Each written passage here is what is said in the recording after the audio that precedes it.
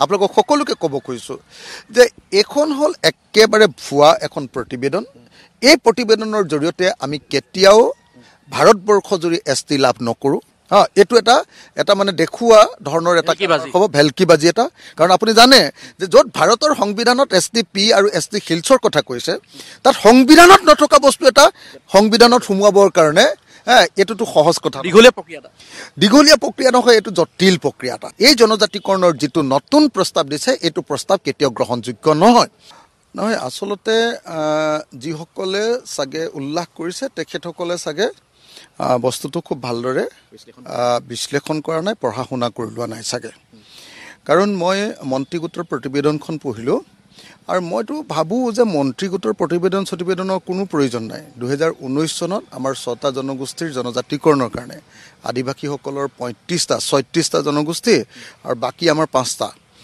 মৰাণ, মটক, চুতীয়া, আহোম আৰু আপোনাৰ কোচ ৰাজবংশী আদিবাসীসকলৰ 36টা। সেই গোটেইখিনিক লৈ মাজত চাওদাংটো থাকি গৈছিলে, চাওদাংটো সোমাব লাগে। তো এই গোটেইখিনিক লৈ আচলতে 19 চনত আপুনি জানে যে কা আন্দোলনৰ সময়ত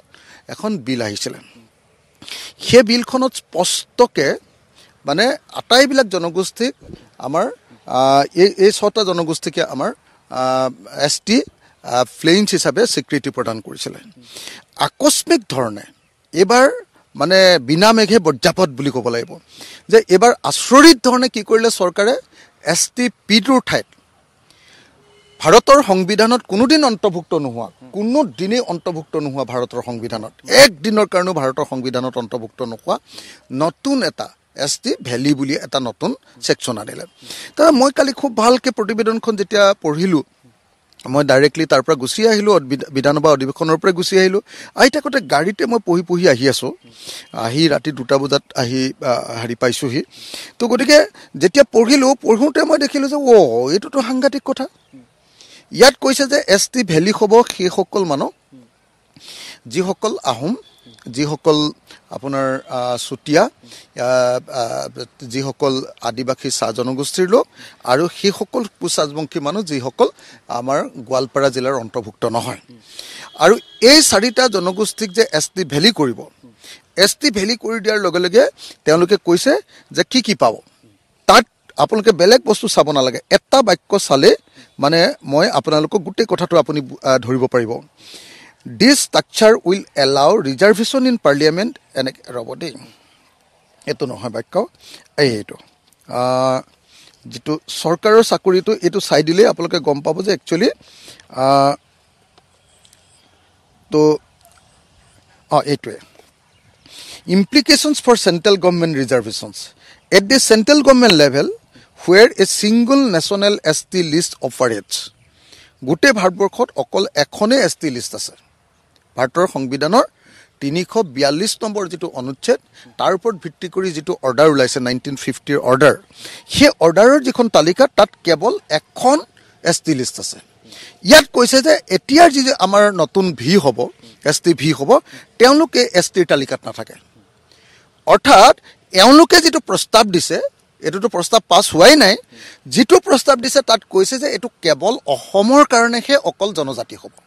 অসমৰ কাৰণে। নেশ্যনেল লিষ্টত এওঁলোকৰ নাম নাথাকে। চেণ্ট্ৰেল গভৰ্ণমেণ্ট লেভেল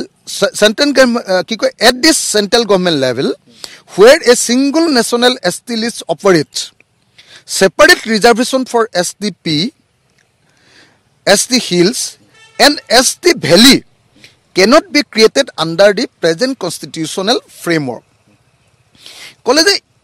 এইটো ছিংগল নেশ্যনেল ST লিষ্টখন থকাৰ পাছত আকৌ STP, ST Hills আৰু ST Valley বুলি 3টা বেলেগ বেলেগ কেতিয়াও আমি মানে আপোনাৰ ছেপাৰেট মানে কৰিব নোৱাৰোঁ। এটা নতুন ফ্ৰেমৱৰ্কত কনষ্টিটিউশ্যনেল যিটো ফ্ৰেমৱৰ্ক আছে তাত ছেপাৰেট এটা ৰিজাৰ্ভেশ্যন আমি কৰিব নোৱাৰোঁ। The group of minister could not identify a variable mechanism to bifurcate reservations for central government employment or central education institution।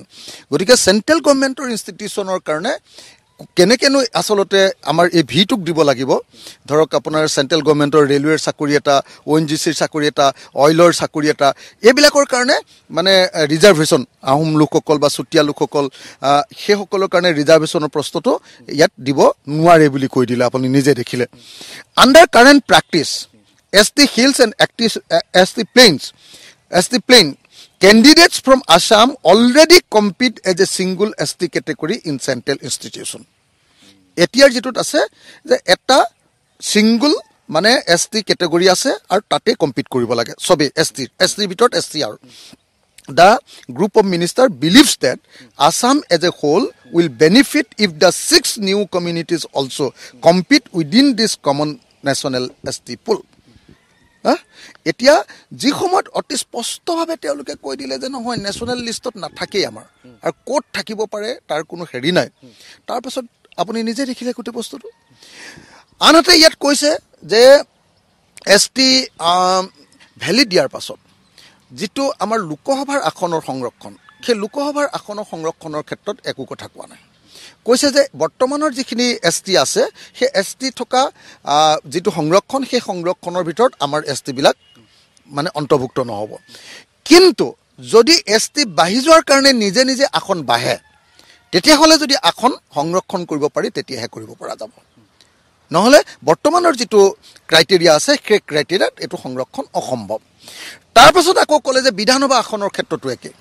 যে বিধানসভা আসনৰ ক্ষেত্ৰত STৰ যিবিলাক আসন সেই STৰ আসনবিলাকৰ লগত কতো ভি হুমাব নোৱাৰিব মাত্ৰ যদি ST ভিটো হুমাই যোৱাৰ কাৰণে জনসংখ্যা বাঢ়ি যোৱাৰ কাৰণে যদি জনজাতিৰ সংখ্যা বাঢ়ি গৈ যদি এটা দুটা সিট কোবাত ওলাই তেতিয়া হলে তেওঁলোকৰ কাৰণে এটো সংৰক্ষণ হ'ব পাৰে নহলে আৰু একো হ'ব নোৱাৰে গতিকে এটোৱে প্ৰমাণ কৰিছে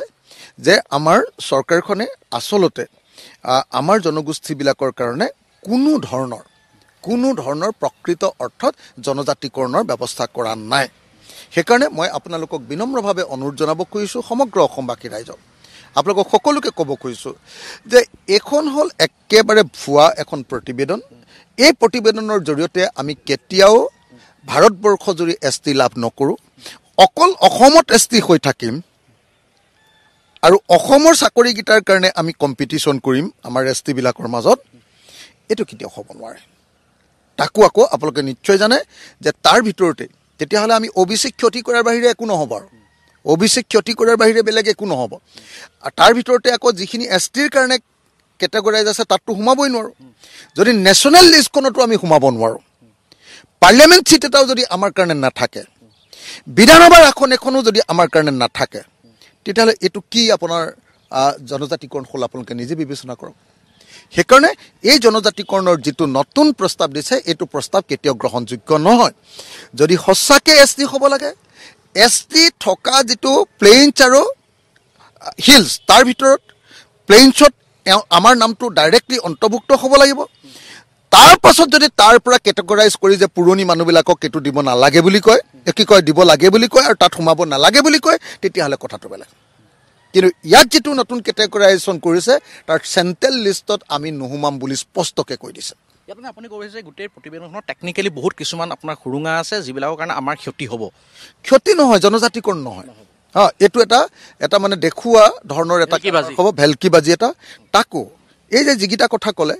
এইগিটা কেতিয়াকে সংসদত উঠাব এবাৰ ডিসেম্বৰ মাহতে আমাৰ ইলেকশ্যনৰ আগত এটাই সংসদ আছে অকল ইলেকশ্যনৰ আগত এটাই সংসদ আছে হেতু হল সংসদৰ অধিৱেশন আছে এবাৰ ডিসেম্বৰ মাহত মই আশা কৰিম যে এইগিটা কথাকে বৰ সংসদত উঠাকছন কাৰণ আপুনি জানে যে যত ভাৰতৰ সংবিধানত STP আৰু ST হিলছৰ কথা কৈছে তাত সংবিধানত নথকা বস্তু এটা সংবিধানত হুমুৱাবৰ কাৰণে এটোটো সহজ কথা দীঘলীয়া প্ৰক্ৰিয়া নহয় এটো জটিল প্ৰক্ৰিয়া এটা এটো নহয় আপোনালোকে খাটাং থাকিব তাতকে একেবাৰে উজু আছিলে 2019 চনত যিখন বিল আহিছিলে ৰাজ্যসভাত সেই বিলখন পাছ কৰি দিও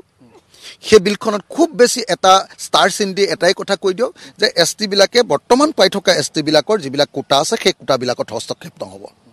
অকল হেতু কৈ দিলে হল বাকি কিন্তু STP হিচাপে আমি যদি পাও তেতিয়া হলে আমি কিবা এটা হ'ব নহলে এটো যেটো ST দিছে এটোৰ পৰা আমাৰ একো লাভ নাই